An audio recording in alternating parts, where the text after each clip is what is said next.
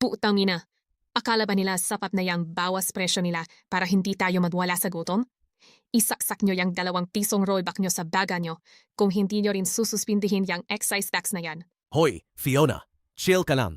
At least nga may rollback na 2.10 pesos sa diesel. Pandagdag din yon sa nanagastusin natin. Hindi sapat ang at least, Gio. Desisyon ni BBM ang hinihintay natin ngayon kung tatanggalin ba yung excise tax o hindi.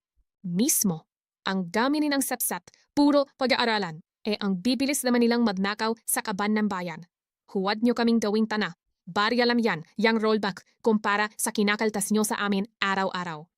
Pero, guys, isipin nyo rin, baka naman ginagawa nila to para hindi biglang bumatsak ang ekonomiya. Positive vibes nam tayo. Malay nyo, mamayang gabi may magandang balita na talaga. Positive vibes? Gio, nakakabulad ang sobrang positivity habang ang mga chuper natin ay halos wala nang maiwi dahil sa taas ng bilihin. Kung hindi sususpindihin ang tax, pakitang tao lang ang lahat na nito para hindi madrali ang mga tao. Pakitang tao talaga. Isang malaking pakyu sa kanilang lahat kung hindi nila ilalabas yang desisyon na pabor sa mahihirap. Padod na kaming maging resilient. Ang kailangan namin, totoong solusyon, hindi puro drawing. Okay, breathe in, breathe out muna tayo. Hintayin natin ang announcement mamaya bago tayo mag-full beast mode, okay? Bantayan natin ang balita. Kung wala pa ring matinong desisyon sa excise tax, alam na natin kung sino ang tunay na kalaban ng bayan. Oh, narinig nyo yon ha?